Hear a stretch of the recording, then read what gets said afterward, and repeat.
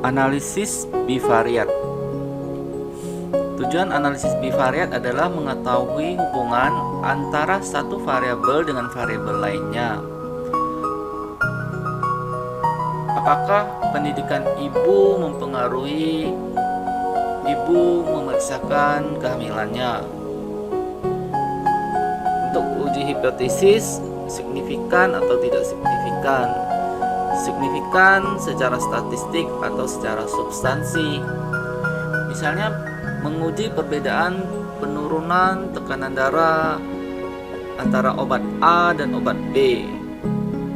Hasil survei menunjukkan bahwa obat A rata-rata turun tekanan darah 30 mm Hg, sedangkan obat B rata-rata turun tekanan darah 32 mm Hg.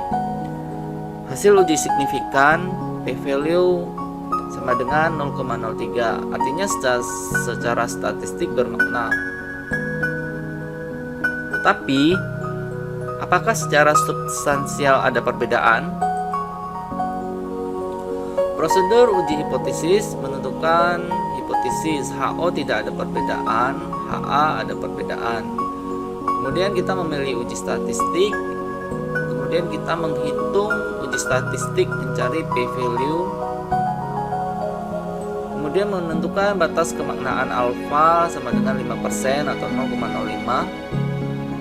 Keputusannya adalah jika p-value lebih kecil sama dengan alfa 0,05, berarti H0-nya ditolak.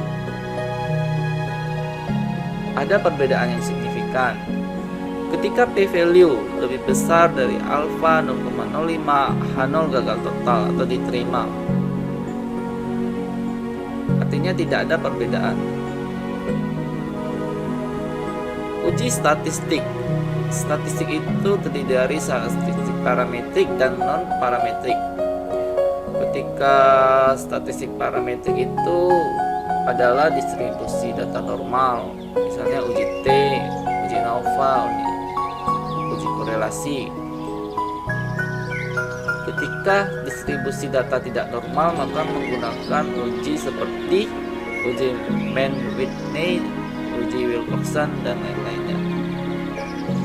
Deteksi kenormalan data dengan cara dilihat dari grafik histogram dan kurva normal. Bila menyerupai bell shape, berarti distribusinya normal. Menggunakan nilai skewness atau nilai standar error. Bila nilai skewness-nya dibagi standar error menghasilkan angka lebih kecil dari 2, maka distribusinya normal. Bisa juga menggunakan uji Kolmogorov-Smirnov. Bila uji signifikan p-value lebih besar 0,05, maka distribusinya normal. Nilai uji Kolmogorov sangat sensitif dengan jumlah sampel. Misalnya, untuk jumlah sampel yang besar, uji Kolmogorov itu cenderung menghasilkan uji yang signifikan, yang artinya bentuk distribusinya tidak normal. Atas dasar kelemahan ini dianjurkan untuk mengetahui kenormalan data lebih baik menggunakan angka skewness untuk melihat grafik histogram dan kurva normal.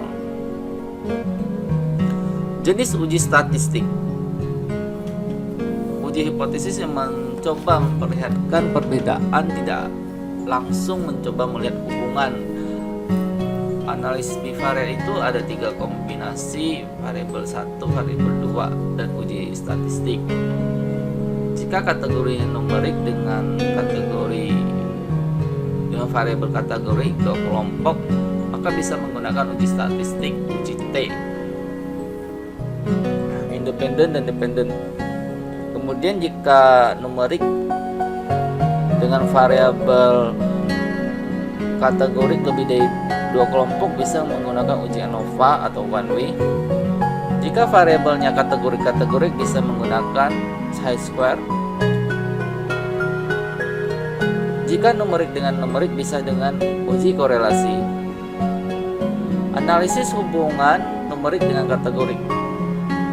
Uji T menguji perbedaan min antara 2 kelompok atau tujuannya untuk mengetahui hubungan variabel numerik dengan variabel kategorik khusus dua kelompok. Uji T digunakan bila variabel kategorinya isinya harus dua nilai kelompok, misalnya pria wanita, tua muda, baik buruk, atau pre atau post pada kasus intervensi. Contoh,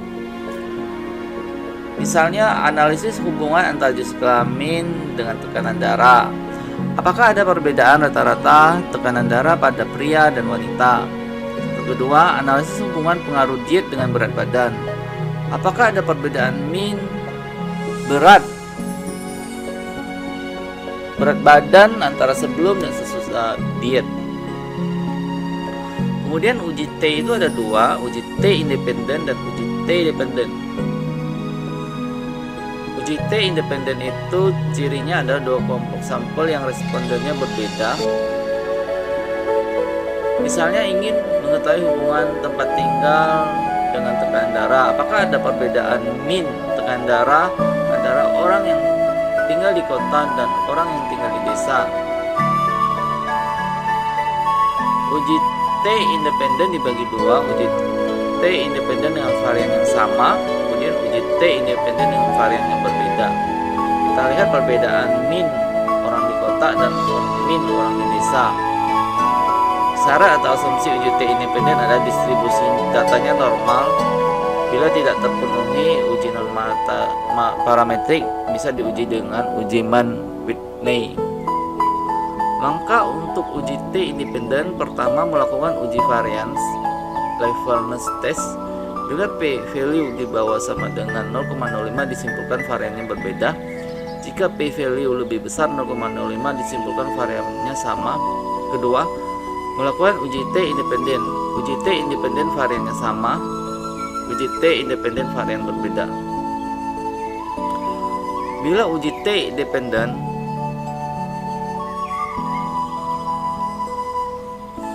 sekarang kita akan membahas mengenai uji T dependen.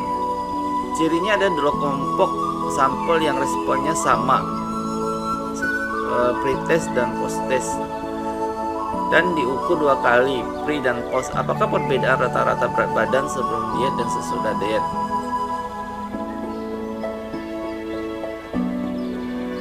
Syaratnya adalah uji T dependen distribusi datanya normal. Bila tidak terpenuhi bisa dengan uji non-parametrik, uji Wilcoxon. Pemilihan uji umur, berat badan,